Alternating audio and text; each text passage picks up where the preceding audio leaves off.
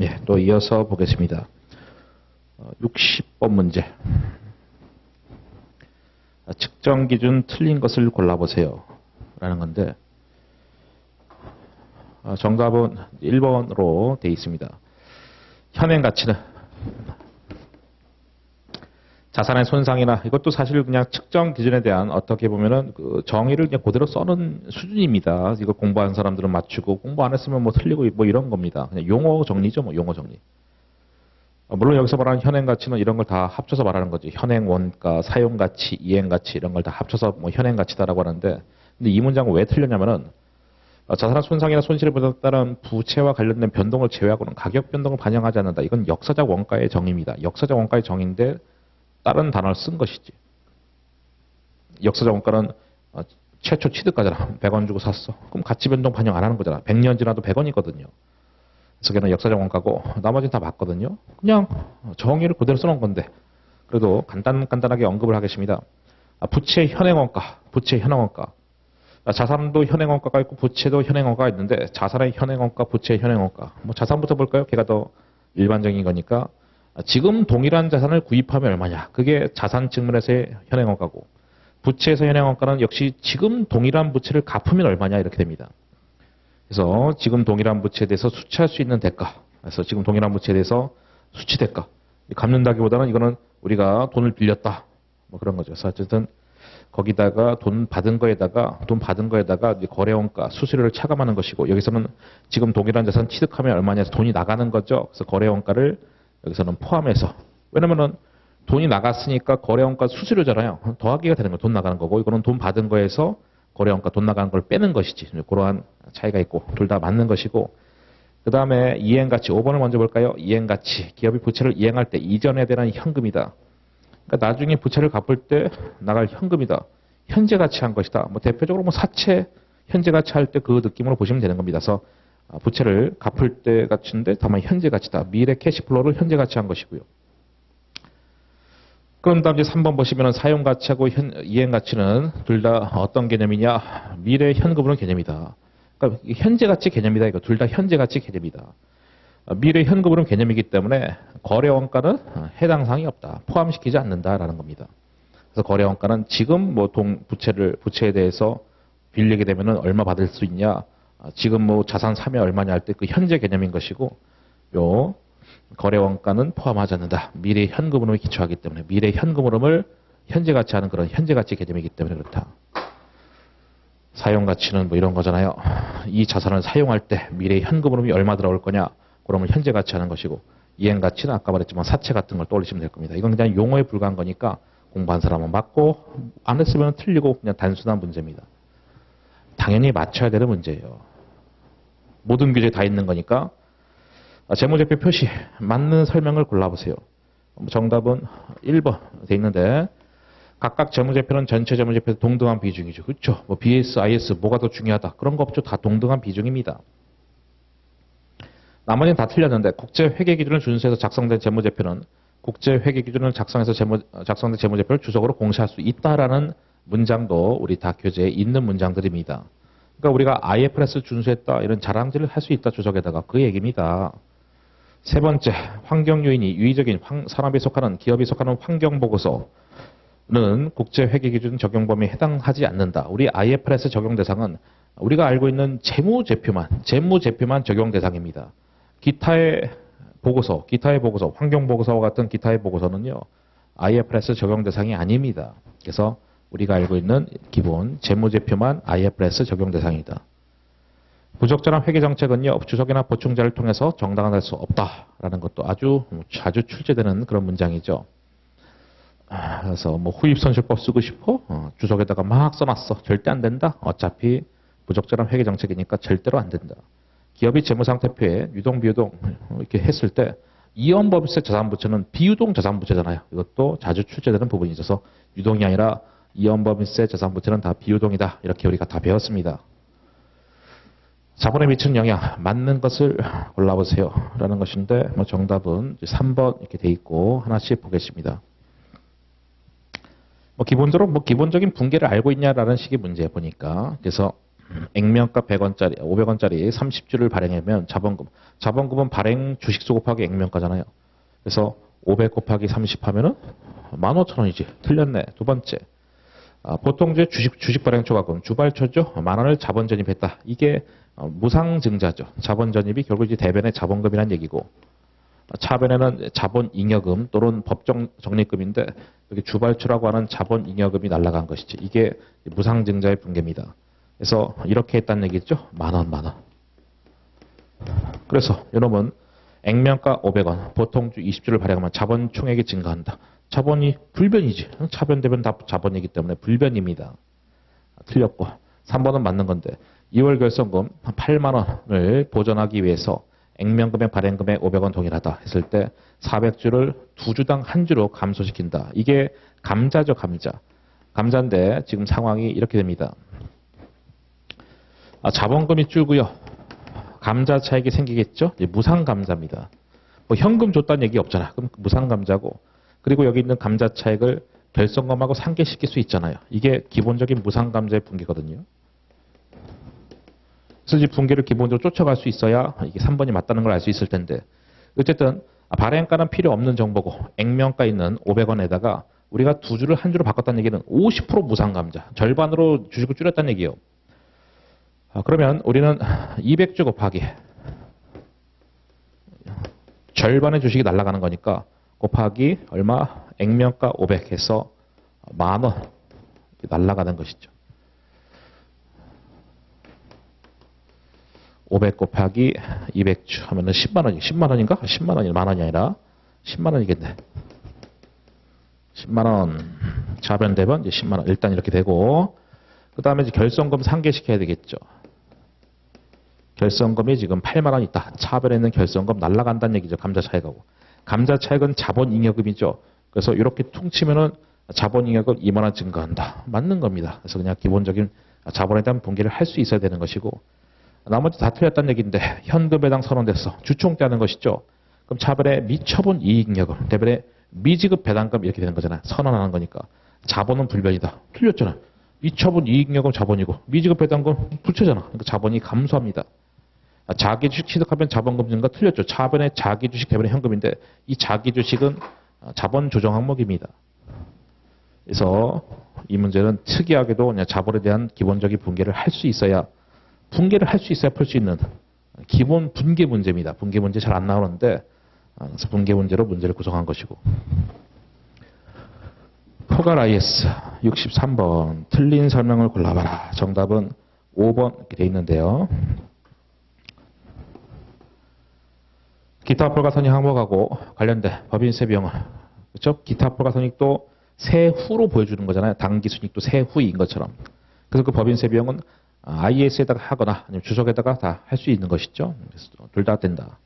그 다음에 수익비용 어느 항목도 당기순익과 기타 불가선익 표시하는 것에다가 뭐 특별손익 표시할 수 없다. 알고 있잖아요. 그러니까 다 자주 보는 문장들입니다. 그래서 특별손익은 주석이든 다른 재무제표든 표시할 수 없다. 왜냐하면 제가 옛날에 공부할 때는 특별손익이라는 계정 과목이 따로 있었거든요. 뭐 불났다, 아주 특수한 것들 이런 것들. 그래서 그런 거 절대 안 된다. 맞고.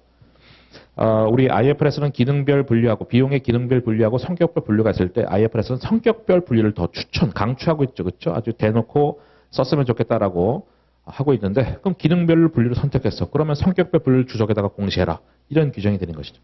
반대로 만약에 회사가 성격별 분류를 선택을 했어. 그럼 기능별 분류를 주석 공시할 필요는 없다. 이런 문장을 봤을 겁니다. 4번하고 5번은 재분류 조정 대상인데 재분류 조정 대상이라는 게 이거잖아요. 기타 포괄손익 항목이 기타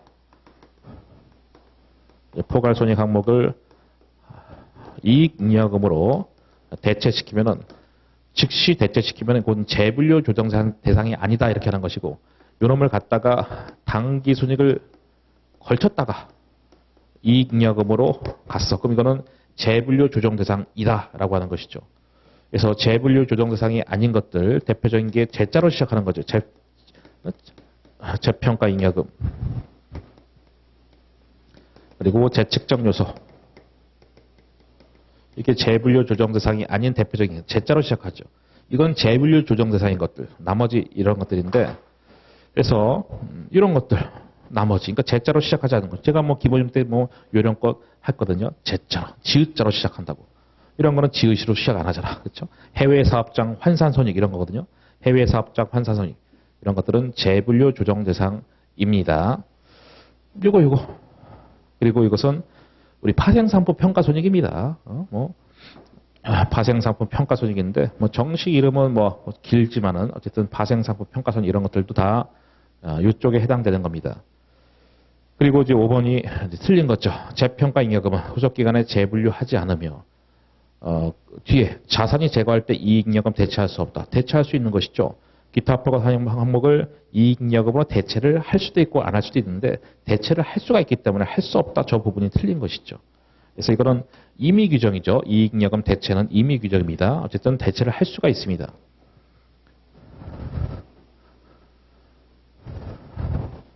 얘는 이거잖아요. 뭐 이름을 알 필요 없지만은 뭐 현금으로 위험회피, 뭐 효과적인 현금으로 위험회피, 파생상품 평가손익에서 아주 이름 더럽게 긴 놈이 있어요. 하여튼 우리 그렇게 뭐 외울 필요 없고 지읒자가 들어가냐 안 들어가냐 제가 기본 요령 때 그렇게 요령껏 알려드렸고, 그 다음에 이거는 실력이 아니라 공부 좀 하셨으면은 딱 읽자마자 답이 나옵니다. 정답은 3번입니다.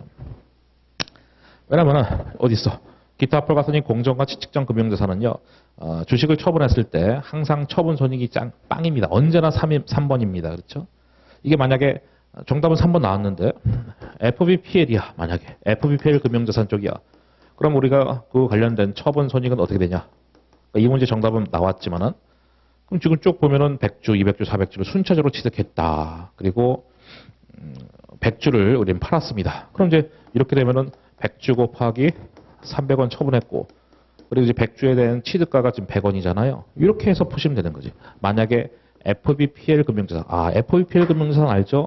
당기손익, 공정가치 측정 금융자산, 처분손익은 이게 정답이 되고, 그 다음에 FBOCI 금융자산, 걔는 자산 처분했을 때 언제나 처분손익이 0입니다. 언제나 처분손익이 0인지를 몰라. 그러면은 더 이상 이 강의를 들을 이유가 없는 겁니다. 여러분들은 지금 이거 듣고 있으면 안 되는 거죠. 그냥 회계 원래부터 차근차근 좀 공부하셔야지. 지금 이거 들을 시간이 안 되는 거죠. 그런 분들은 그다음에 65번 어렵게 문제가 구성된 겁니다. 우리 이제 사채를 상환할 때 맨날 나오는 게 사채 상환 손익인데 여기는 사채 상환 손익이 주어졌어.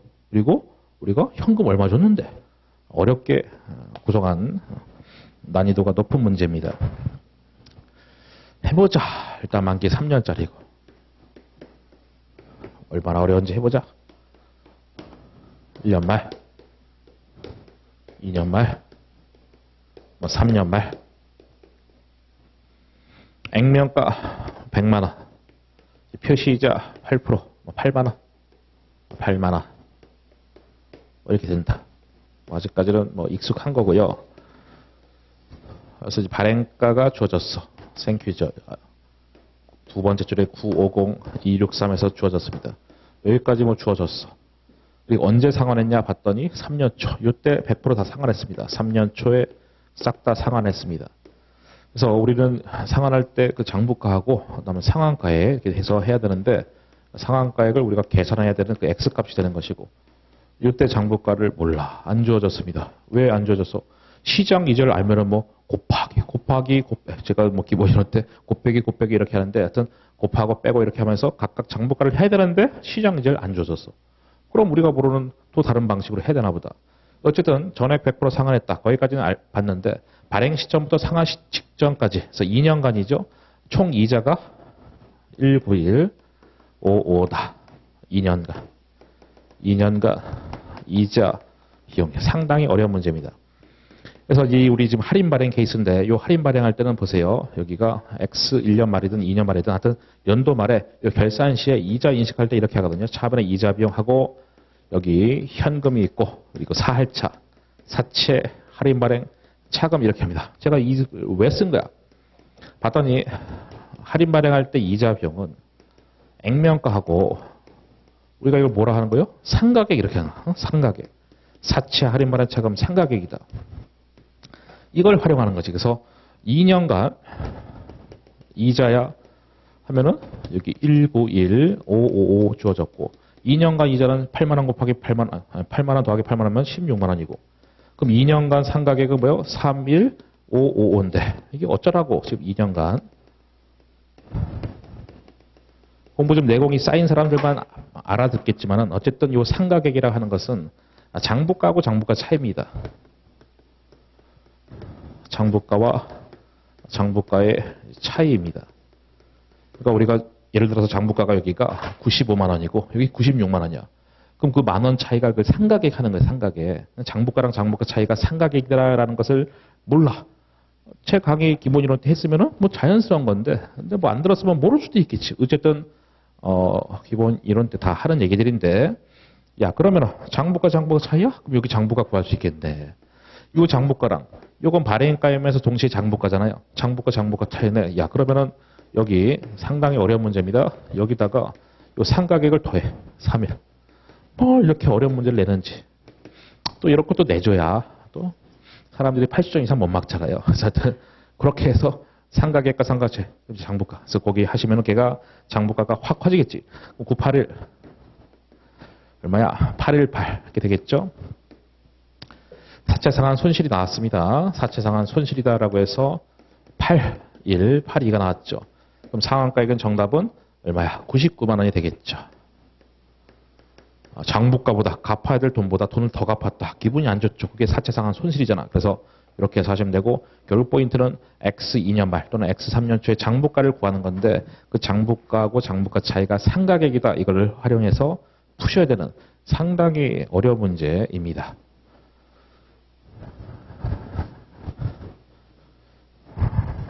물론 똘똘한 분들은 이런 거 다 풀 수 있는데 보통의 사람들은 못 푼다. 못 푼다. 사채는 맨날 사채상한 손익만 딱 구하는 거 나오다가 특이하게 냈고 66번 갑니다.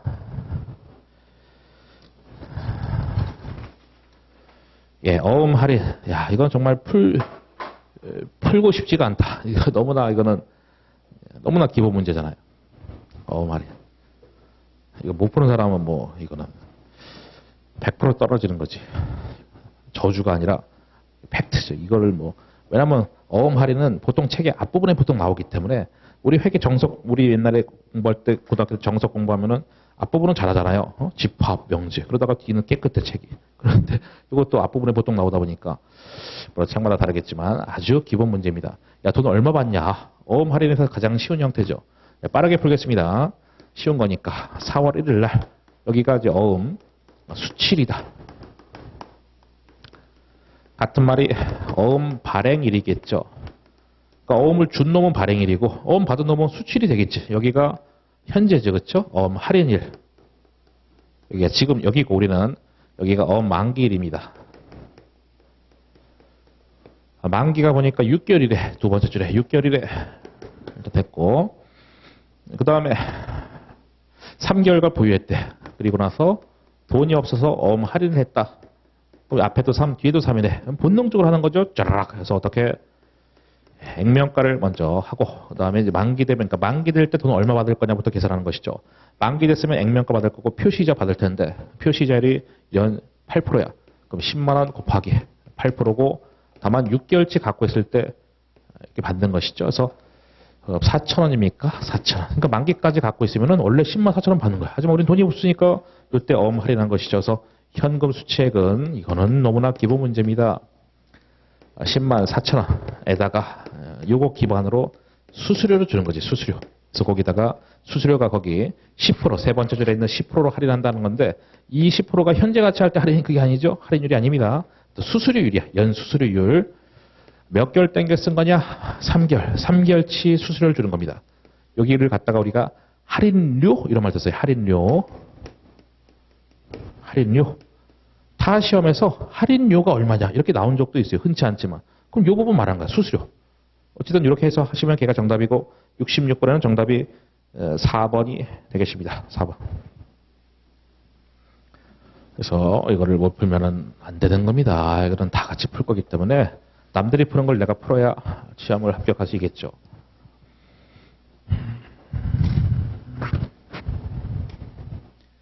전환사채. 전환사채도 뭐 많이 나오진 않지만은 전환사채가 나올 때 우리 관세사 쪽에서 보시면은 관세사 쪽에서 국한돼서 보시면은 전환권 대가 나올 확률이 거의 뭐 80% 이상입니다. 딱 기본 형태. 전환사채 공부했으면은 맞춰야 되는 문제. 그리고 전환사채는 100% 회계사 세무사 시험이 아닌 이상 무조건 액면 발행만 나옵니다. 절대적으로 그렇습니다. 물론 제가 죽기 전까지 언젠가는 뭐 할인 발행도 나올 수도 있겠지만 웬만하면은 액면 발행만 나옵니다. 이건 거의 진리입니다. 그래서 뭐 제 책에도 당연히 뭐 액면 발행만 넣어놨고 그래서 보자 바로 해봅시다. 만기가 지금 3년입니까? 3년? 박스 보니까 3년. 이것도 4%다는 전제를 하는 거기 때문에 박스에 첫 번째 액면가 50만 원. 여기 뭐 3년 말이죠. 일종의 다 사채니까 그다음 표시이자 8%. 그 58에 40에서 4만 원. 오케이. 본능적으로 한다. 그다음 뭘 찾냐? 상한 할증금이 있는지 봐야 된다. 상한 할증금이 있는 게 있고 없는 게 있는데 마지막에 봤더니 상한길, 만기죠. 액면가 상한한데 그러면은 이거는 액면 상한 조건, 상한 할증금이 없는 거네요. 땡큐지 뭐 상한 할증금 없네. 꼬랑지가 없네. 그런 다음에 항상 하듯이 시장 이자로 현재 가치하는데 거기 유효 이자를 나왔죠. 10%. 그게 시장 이자 같은 거잖아요. 그렇게 해서 우리는 일반 사채 가치를 계산한다. 그래서 이놈을 갖다가 4만 원 곱하기 연금의 현가계수 더하기 50만 원 곱하기 현가계수 하면 얼마 나오겠죠? 그럼 걔가 사치로 1, 2가 나왔어. 일반 사채 가치. 그런 다음에 뭐에서 빼는 겁니까? 50만 원에서. 50만 원에서 빼는 것이다. 여기서 이걸 빼는 겁니다. 빼주시면 그게 전환권 대가가 됩니다. 그래서 물론 그 50만 원은 정확하게 말하면 액면가가 아니라 발행가입니다. 발행가. 자금 조달금에. 그러니까 원래는 요 돈만 받으면 되는데 50만 원 받았다. 왜 더 받은 거냐? 야, 전환사채는 매력이 있잖아. 중간에 바꿀 수 있는 전환 보통주로 바꿀 수 있는 매력이 있으니까 그 매력만큼 돈을 더 받았다. 그게 전환권 대가. 자본 요소죠. 그렇죠? 자본 요소. 그래서 뭐 이래나 저래나 어쨌든 답은 나오겠지만은 50만 원이 액면가가 아니라 발행가였다. 그래서 뭐 전환사채 공부하면은 가장 기본 형태 문제고 그러니까 중간중간에 어려운 게 분명히 있었습니다만은 전체적으로 고득점하기 좋은 좀 쉬운 형태의 문제들이 출제가 됐다. 68. 그쵸. 이것도 뭐 다 맞춰야지. 현금, 우리 보통 현금부터 공부하거든요. 숫자. 앞부분에 무슨 뭐 재무제표여서 뭐 이런 거 뭐 재미없는 거 하다가 갑자기 숫자가 딱 나왔는데 맨 먼저 나오는 게 보통은 현금. 물론 책마다 다르겠지만. 하여튼 제 책으로는 현금부터 공부합니다. 1강 때 현금부터 공부합니다. 제 책은. 그래서 현금이 주어졌어. 그리고 외국환 통화 달러가 얼마냐. 그래서 여기가 X죠. 현금하고 아닌 걸 발라내라 이런 얘기인데 전도금, 지점이 보관 중인 현금 맞죠? 당좌예금, 요금을 예금으로써 현금입니다. 만기가 도래됐네. 그럼 이것도 현금입니다. 배당금 지급 통지표, 야 배당금 받아가라 현금입니다. 우편한 증서, 우체국이 발행한 수표 현금입니다. 각종 수표는 현금이지만 선일자 수표는 발행일이 미래이기 때문에 이건 일종의 채권입니다. 어음의 성격입니다. 그래서 이건 발행일이 미래니까 즉시 현금화가 안 돼. 차용 증서는 뭐 당연히 돈 빌리고 빌려줬을 때 종이 쪼가리 주고받는 거니까 이건 채권이지 현금은 아니죠. 그리고 양도성 예금 증서가 중요한 게 아니라 역시 날짜가 중요한 것이죠. 취득일로부터 만기가 3개월 이내에 들어야 11월, 12월. 그러면 2개월 이내 그럼 이것도 현금이 되죠. 그렇죠? 취득일로부터 만기가 3개월 이내에 들어야 금융상품들이 현금이 된다. 거기 더하기 이건데 지금 이제 달러를 구해라고 했잖아요. 환율이 1100이 나왔습니다. 그럼 거기다가 1100을 곱해. 그래서 이거 다 더한 거는 3만이다 해서 구하시면 X값이 나오겠죠. 그렇게 하는 문제고 그럼 16달러 정답이 2번이 됩니다. 69번.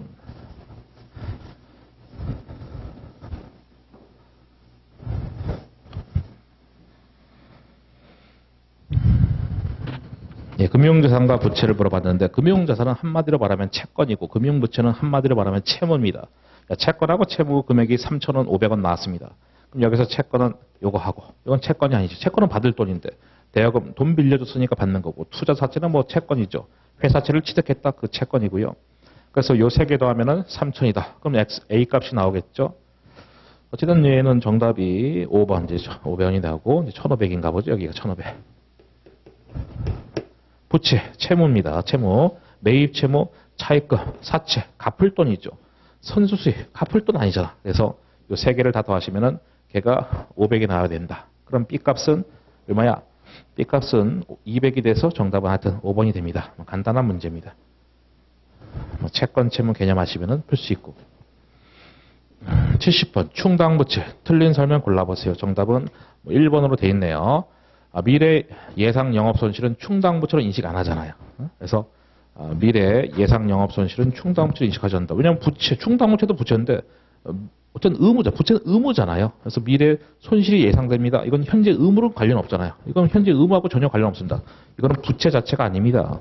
충당부채, 우발부채, 확정부채 아무것도 아닌 겁니다. 그래서 정답은 1번이고 충당부채는 최초 인식과 관련된 지출에만 사용한다. 이것도 모든 책에 다 있는 문장이고 3번도 마찬가지. 이거 다 그냥 기본 문제입니다. 예상되는 자산의 처분이익은 충당부채 측정할 때 뭐 차감한다거나 뭐 고려하지 말라라는 것이죠.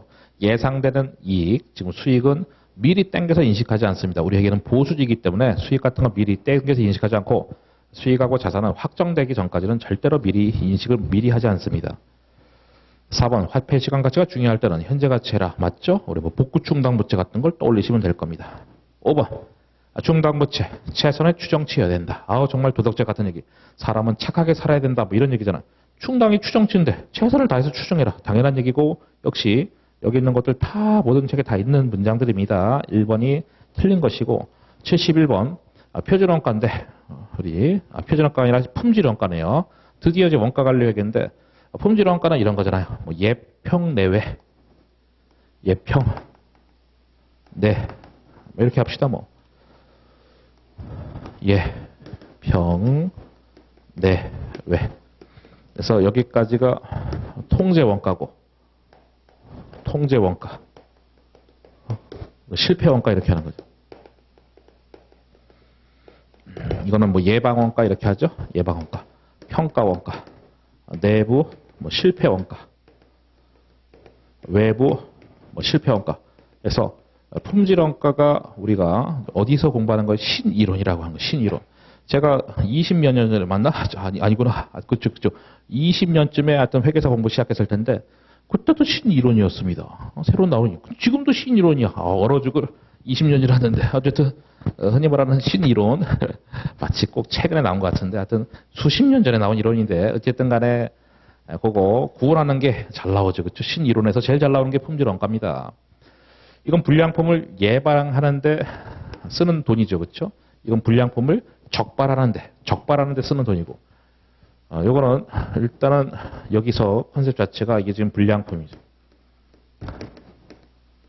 품이 발견되기 이전이고 이건 발견된 이후죠.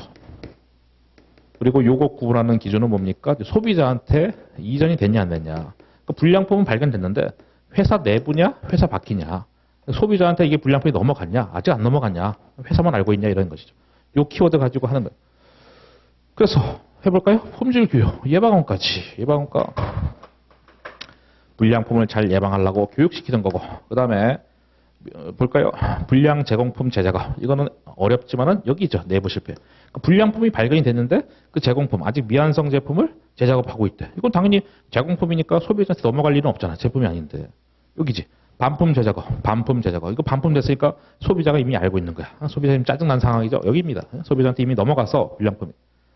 품질에 따른 판매기의 상실 비용. 이것도 당연히 소비자가 지금 알고 있고 그래서 지금 여러 가지 뭐 클레임이 들어오는 그런 상황이죠. 품질에 따른 판매기의 상실. 소비자가 지금 알아버린 겁니다.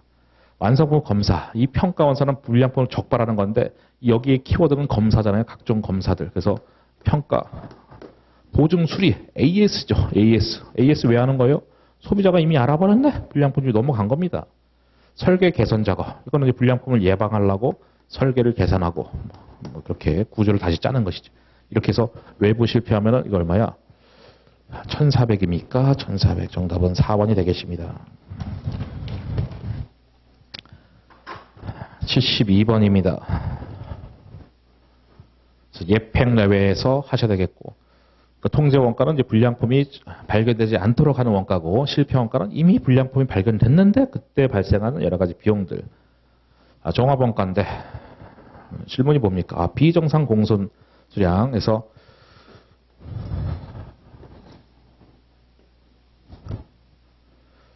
여기 뭐 아시죠? 제공품이고요. 이제 우리 종합 원가에서 공손 쪽입니다. 기초 제공품이고 단기 착수죠. 여기는 완성. 기말, 뭐 미완성이죠. 그리고 여기 공손품이 나왔습니다. 불량품이죠. 그리고 이제 정상 공손 수량과 비정상 공손 수량 이렇게 해서 얘를 구해봐라 이건데 정상을 계산하고 나머지 비정상 이렇게 하는 것이죠. 수량부터 체크하면은 2,000개, 그리고 완성도는 60%고 착수량은 18,000개. 그럼 합치면은 뭐 2만 개죠. 개수죠, 개수. 그래서 여기도 그럼 2만 개가 나와야 돼. 그리고 완성품은 14,000개 돼 있고 기말은 3,000개. 그럼 합쳐서 2만 개 돼야 되니까 뭐야? 3,000이 부족하네. 그럼 불량품은 3,000개라고 추정이 되는 것이고. 그리고 여기 완성도는 뭐 80%다라는 것인데, 근데 우리 공손품 보시면은요, 여기 원재료는 공정초에 투입이 되고 전환원가는 공정 전반의 균등에 발생한다. 여기 뭐 평균법 나왔지만은, 근데 우리가 지금 공손수량 비정상 공손수량 이런 거 할 때는 공손수량만큼은 다 선입선출법에 따라서 계산한다라고 배웠을 겁니다. 그래서 요거만큼은 선입선출법에 따라서. 그러니까 이거는 선입선출법을 사용하든 평균법을 사용하든 실제 나중에 수량 계산된 다음에 다 계산할 때는 그렇게 하는 거겠지만은 여기서 수량 파악할 때는 무조건 선입선출법으로 한다라고 기본 이론 때 제가 강조를 했던 부분들입니다. 그래서 이걸 제가 그림을 그려드릴게. 뭐 말로 하면은 이해되신 분도 있겠지만은 또 공손 쪽을 잘 공부 안 하신 분들은 무슨 말인가 할 수도 있잖아요. 그래서 약간의 부연 설명하면은 여기는 무조건 선입선출법으로 쪼개서 하는 거기 때문에 2,000개하고 12,000개를 쪼개고 이제 그림을 그려드릴게. 상황이 어떻게 되는 건지. 0%부터 이제 100%까지가 있을 텐데 요 2,000개 의미는 전기까지 60%가 투입이 됐고 단기에 이렇게 추가적으로 이렇게 40%가 진행된 상황이고 요 12,000개는 단기 착수해서 단기 완성된 거니까 이렇게 단기에 물량 흐름이 되는 것이고 그 다음에 여기 있는 3,000개도 단기 착수해서 단기 80%까지 진행이 돼버린 이런 상황이다. 이게 단기의 진행 상황인데 다만 언제 테스트를 했냐 봤더니 공정의 종료 시점 100% 시점에서 품질 검사를 실시했다는 겁니다. 여기서. 그러니까 검사 시점을 통과한 놈들은 얘네들 두 가지입니다. 두 가지. 그래서 여기는 14,000 곱하기 10%. 그것이 정상 공선이니까 정산은 1,400개고 그럼 나머지 비정상이 1,600개다. 이런 식으로 가는 것이죠. 그래서 걔가 정답은 3번이 되고 이제 73번 갑니다. 공소를 소홀히 하는 사람들이 가끔 있는데 어차피 나오면 제가 기본 이론 때도 수량이 나올 것이다. 우리 관세사 시험에서는 수량이 나올 것이다. 딱 그 문제인 거죠.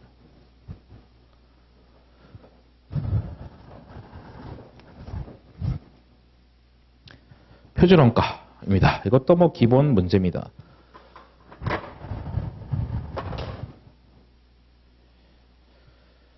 보시죠. 구하고자 하는 것은 뭐 직접 절비, 가격 차이, 수량 차이인데 이렇게 하는 거잖아요. 무의식적으로. 무의식적으로 그냥 아무 생각 없이 AQ, AP, AQ, SP, SQ, SP 하면서 재료비 나오면은 신경 쓸 게 있죠. 직접 재료비 가격 차이를 언제 우리가 분리하는지, 언제 계산하는지, 구입 시점에서 하는지, 사용 시점에서 하는지.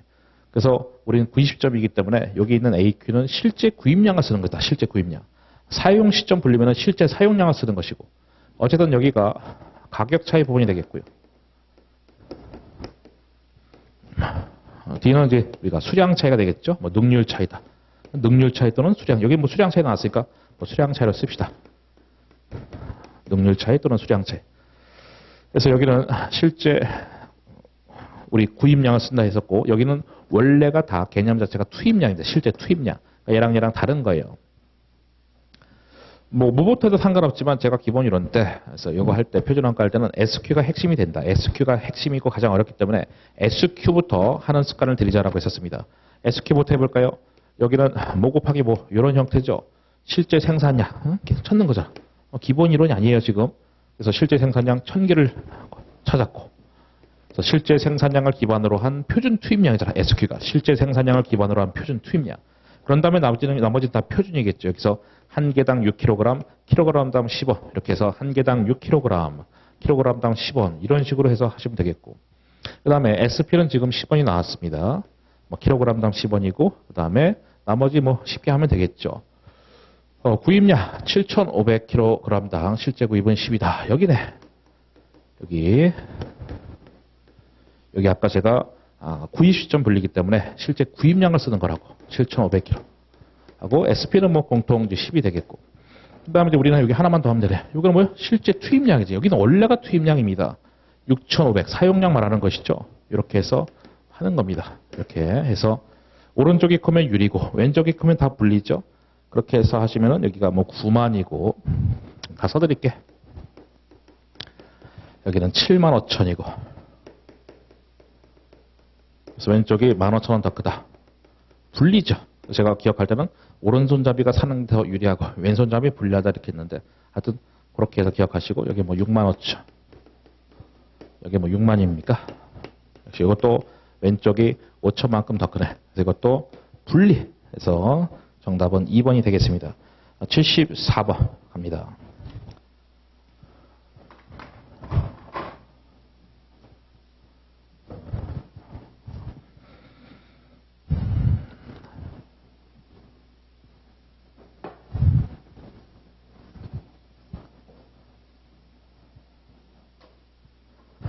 말 문제인데요.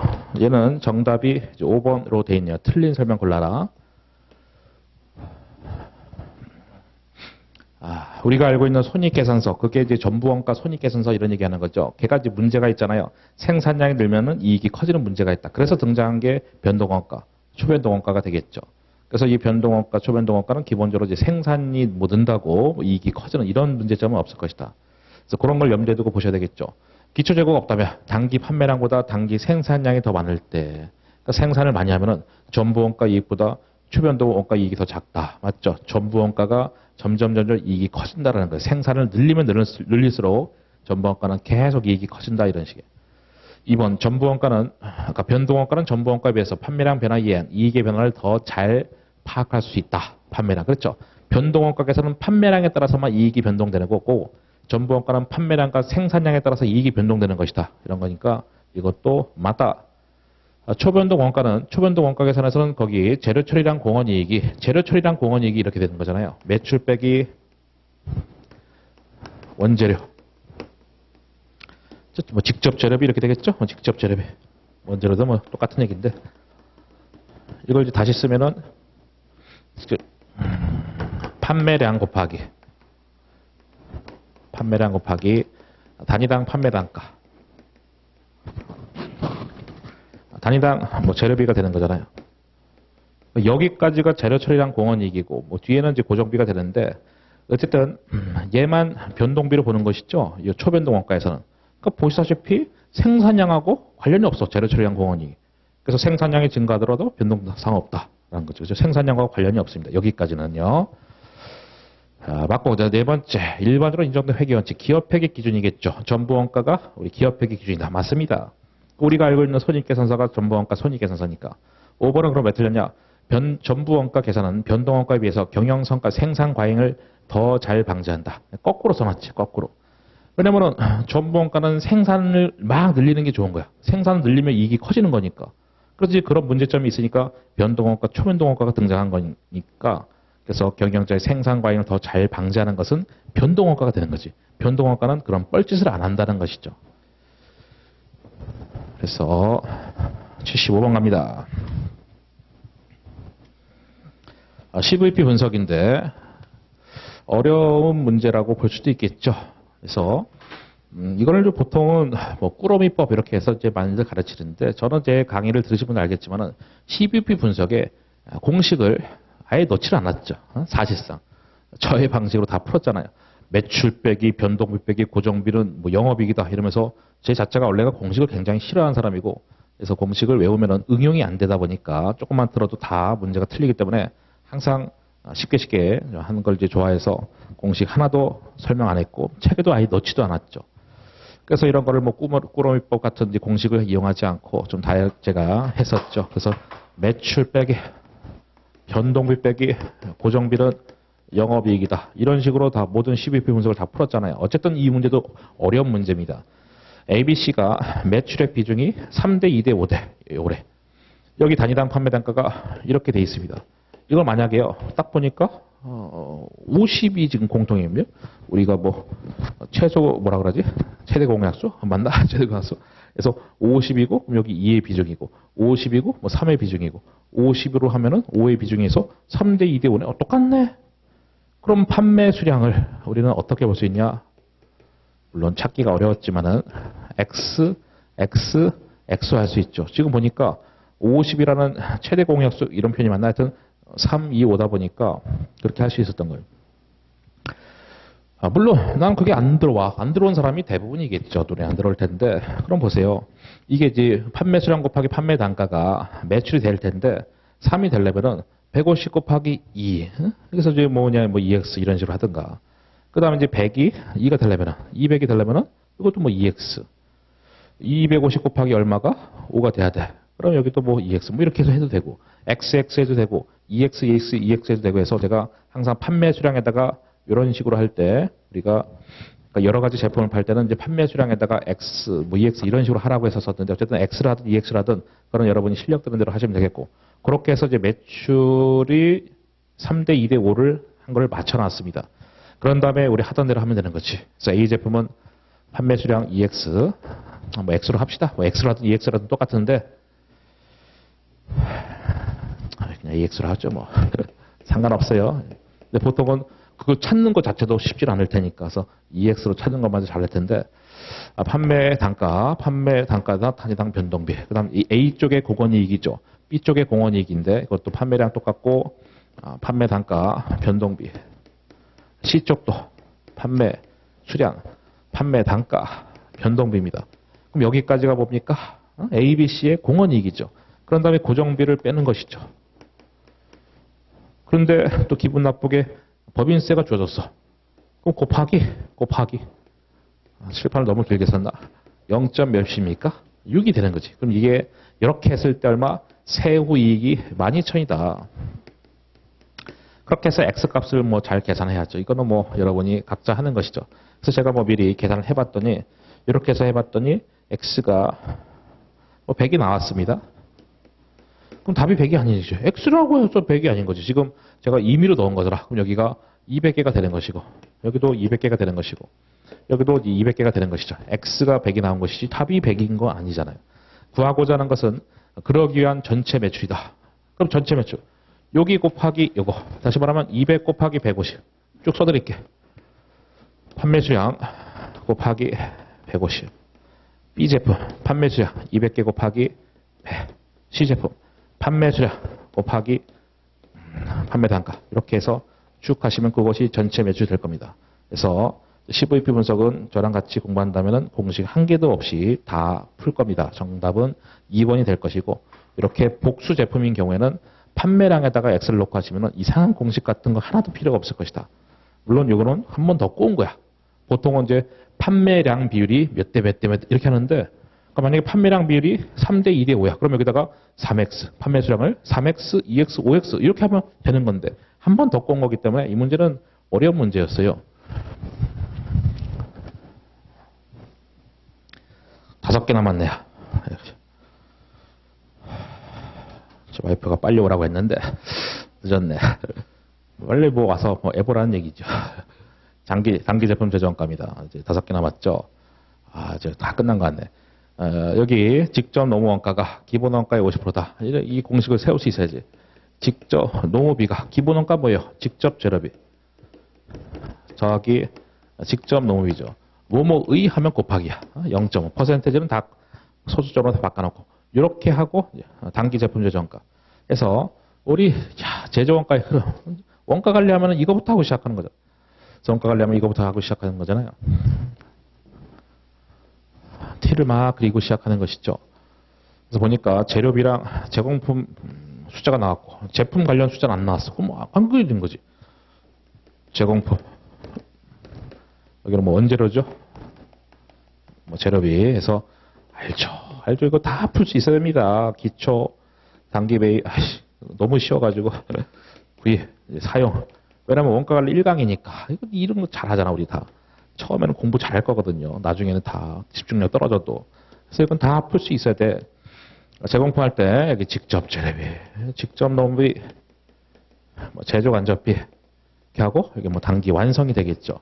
얘네들을 갖다가 단기 총 재정가, 여기를 단기 제품 재정가 이렇게 하는 것이죠. 여기다가 이제 하나씩 채워놓는 거죠.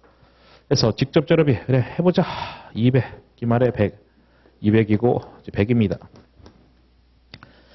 그 다음에 이제 발라낼 것들이 있죠. 본사 이런 거 나왔어. 이거 판관비잖아. 제조하고 무관하잖아. 우리 지금 제조원가의 흐름입니다. 제조랑 무관한 것들 다 제끼는 거지. 2개밖에 없네. 이거 다 제껴야 되겠고. 그 다음에 제조간접비가 막 분산돼 있죠. 어차피 직접 재료비, 직접 노비 아닌 거 다 제조간접비잖아. 다 제조간접비. 이제 공장 쪽 돼 있으니까 다 제조간접비, 이것도 제조간접비입니다. 이 세 개를 하시면 얼마야? 450. 그게 제조간접비. 여기 있죠. 제조간접비. 그 다음에 또 기초제공품 1,500입니다. 보이는 대로 막 하시면 되겠지. 기말제공품 1,000입니다. 여기 쭉 더하시면은 이거 다 아직 안 나왔구나. 그 다음에 좀 어디까지 썼나? 재료비 매입에 500입니다. 여기잖아. 매입이 900이고 더하면 700이고 여기도 700이 되고 여기는 뭐 600이 되겠네. 알죠? 이렇게 갔다는 거. 모르는 사람 없죠. 이거 모르잖아. 모르니까 뭐 X 이렇게 하시면 되겠지. 이렇게 한 다음에 하시면 될 텐데. 그 다음에 또 주어진 게 더 이상 없습니까? 우리 다 써먹었나? 다 써먹었죠. 이제 이거 써먹어야지 이거. 직접 농업비는 X입니다. 는 직접 재료비 600이고 직접 농업비 X고 곱하기 0.5 이렇게 해서 풀면 X값이 나오겠죠. 분명히 나오게 되어 있습니다. 시간상 생략해서 하시면 그 X값이 600이 나와요. 그럼 다 끝났네. 여기 드디어 600이 나왔다. 이렇게 해서 구하고자 하는 거는 단기 제품 제조원가니까 다 더하시면은 1650 해서 1650이 왜 없어? 1200 잠깐만. 죄송합니다. 단기 제품 제조원가구나. 이건 단기총 제조원가고 단기 제품 제조원가라고 제가 아까 말했잖아요. 여기 말하는 것이죠. 만약에 단기총 제조원가면 여기고 이건 단기 제품 제조원가인데 어떻게 하는지 아시죠? 다 더하고 해서 하시면 될 텐데 여기가 3150이고요. 시간상 여기 3150이고 해서 여기는 뭐 2150 이렇게 됩니다.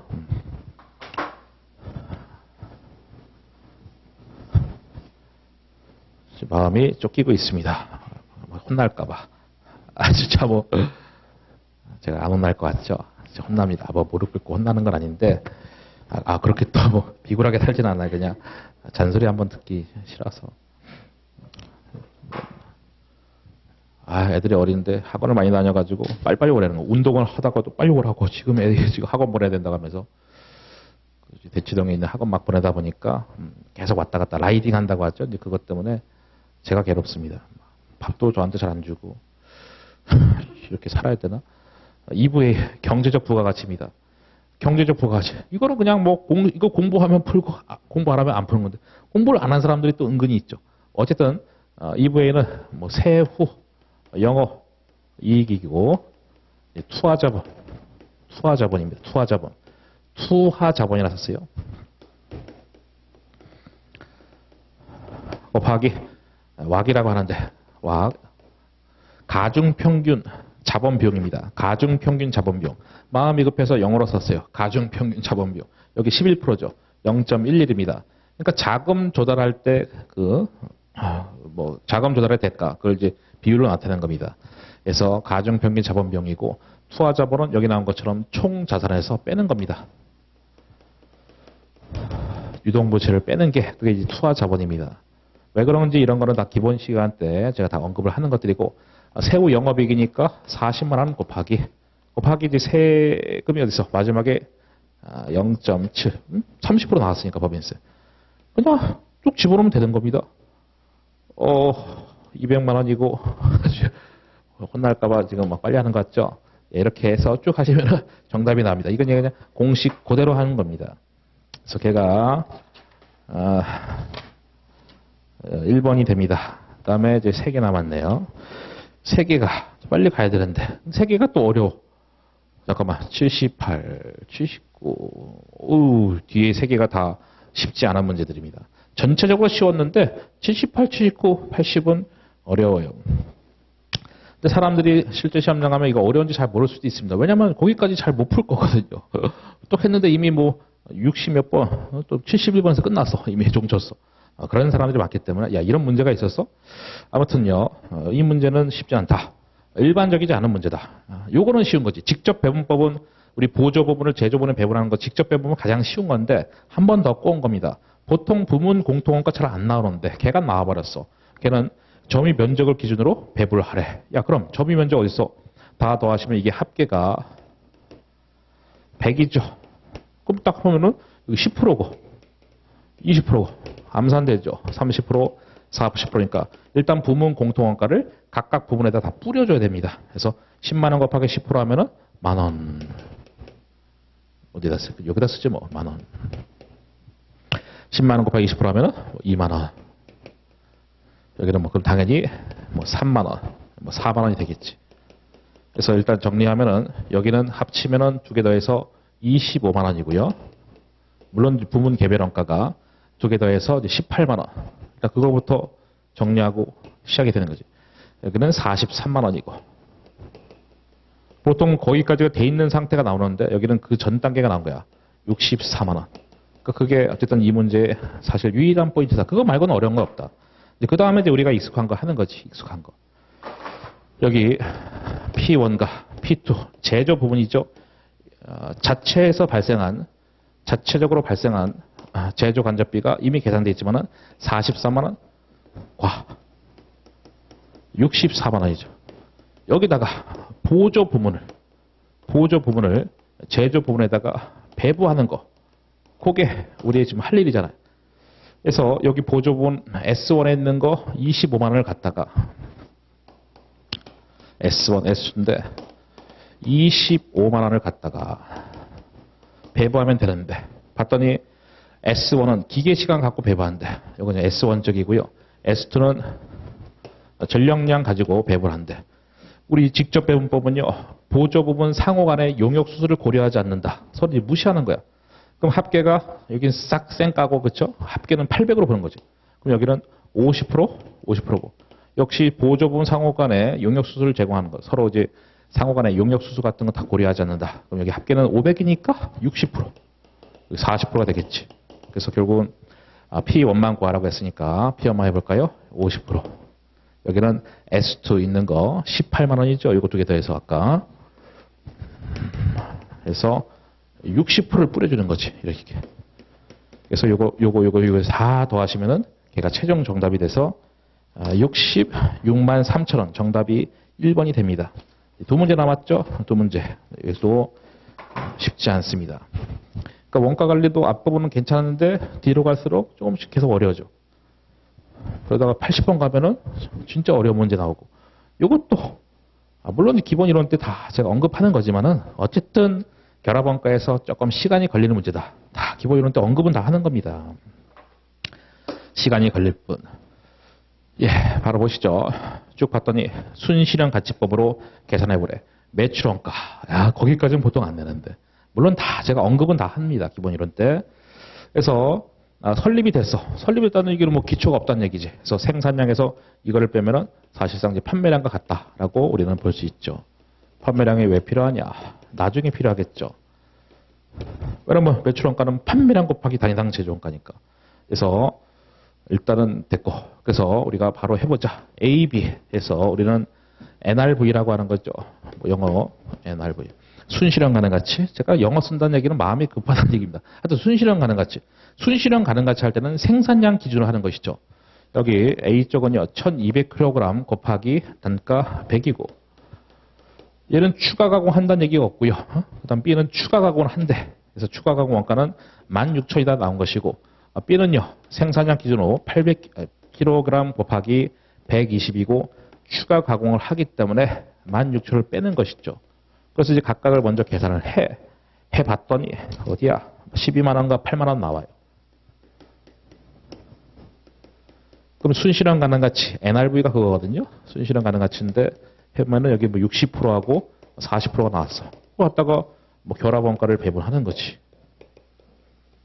결합원가는 거기 나왔지만 어디 있습니까? 박스 밑에 4만 원? 그럼 46, 24, 24,000원, 44, 16 나왔어. 그런 다음에 추가 가공 원가를 더해야 되겠죠. 추가 가공 원가. 그래서 우리는 제조 원가를 계산하고 이 제조 원가를 바탕으로 단위당 제조 원가를 계산을 해야 됩니다. 할 일이 굉장히 많은 것입니다. 여기는 없었고 여기 아까 16,000원 있었습니까? 기분 나쁘게 숫자가 똑같네. 우연의 일치입니다. 우연의 일치입니다. 그래서 더해. 그럼 여기는 전체 제조 원가는 24,000. 여기는 뭐 32,000입니다. 이걸 갖다가 이제 생산량으로 나눠주는 거지. 생산량 나눠줘야 나누기 생산량, 나누기 생산량 해야 드디어 단위당 제조 원가가 나오는데 생산량은 각각 여기 1200과 800이 됩니다. 1200, 800 나눠주시면 20하고 40이 나오나 보네. 20하고 40. 그럼 거의 다 끝난 거지. 근데 보통 제가 다 기본이론 때 하면서 여기까지는 나올 수 있다. 그리고 마지막으로 나올 수 있는 게 매출원가네. 거기까지는 잔인한데 나올 수도 있다. 근데 거기 딱 나온 겁니다. 그래서 아까 했지만은 판매량, 그렇죠? A 쪽은 판매량이요. B는 판매량이 700입니다. 그러다가 우리가 이미 계산했던 20과 40을 때리는 겁니다. 이렇게 해서 하시면은 걔가 48,000원이 나와요. 맞나? 2만원? 28,000원 맞죠? 예, 그렇게 해서. 그래서 제일 뒷단계를 낸 거죠. 제일 뒷단계. 그러니까 이것도 똑같이 주어준 다음에 낼 게 많은 거예요. 제일 만만한 게 야, 결합원가 얼마야? 답은 4만원. 제조원가 얼마야? 이렇게 되고 단위당 제조원가 얼마야? 이렇게. 다 시험 문제 되는 겁니다. 제일 잔인한 게 매출원가. 이렇게 매출원가. 물론 이것도 한 번 더 꼬우면 뭐예요? 매출 총이익도 구할 수 있는 거지. 그래서 이제 매출 나왔으니까 매출 곱하기 사실 매출에서 매출원가 빼면 매출 총이익까지도 할 수 있는 겁니다. 마지막 문제가 제일 어려운 문제인데 꼬운 거죠. 엄청 꼬운 거죠. 근데 어차피 100점 맞는 시험이 아니잖아요. 아시다시피. 그렇기 때문에 60점 맞으면 선방했네. 뭐 50점 맞으면은 공부는 좀 한 것 같기도 하고 뭐 이런. 뭐 합격 가는 거는 되네 이런. 40점 맞으면은 뭐 아마도 뭐 떨어지겠네. 하여튼 제조 간접비 배부 차이를 구하시오. 그래서 뭐 D는 그냥 보기인 거고요. 뭐 해보자. 정상원가는 항상 뭐 개별원가랑 결합돼서 나오죠. 어쨌든 항상 정상원가는 정상 개별원가 나오는데 그래서 구하고자 하는 거는 배부 차이잖아요. 그럼 배부 차이 하면 바로 떠올리는 거지. 그래. 제조 간접비 실제가 있을 것이고 예정 배부가 있다. 예정 배부 얘기 있죠. 실제는 언제나 주어지는 것이죠. 여기 봤더니 어디 있어? 마음의 급하니까 안 보이네. 쫙 여기 있네. 중간에 362. 이거 이제 기말 시점에 뽑힌 숫자고. 이거는 실제 조업도 곱하기. 제조간접비 알죠? 예정 배불이다. 제조간접비 예정 배불. 뭐 대충 적겠습니다. 이 예정 배불은 기초에 정하는 거죠. 예상 나누기 예상. 이렇게 해서 제조간접비 예상치 나누기 예정 조업돼서 예정 배불은 단위당 그럼 9원입니까? 이게 예정 배불이죠. 그래서 여기까지 찾아서 야씨 하나만 더 하면 되네. 근데 이게 제일 어려운 문제입니다. 실제 조업도 찾는 게 쉽지가 않아요. 해보자. 뭐가 이렇게 잡소리가 많냐. 다 필요한 정보입니다. 이게. 단기총 제조원가인데 우리 어려운 문제입니다. 정상원가 할 때 정상원가는 여기 지금 제공품 계정이 있잖아요.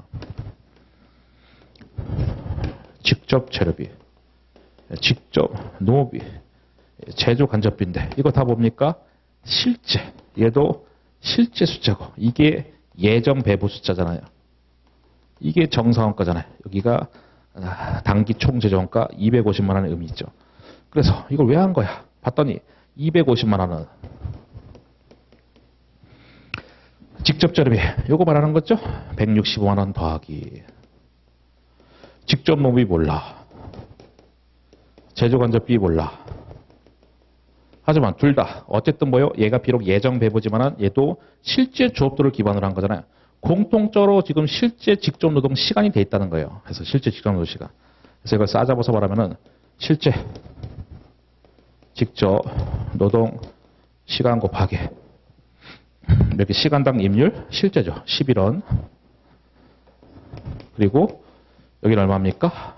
9원이 되겠죠. 여기가 직접 노무비 실제치. 요게 예정 배불이죠.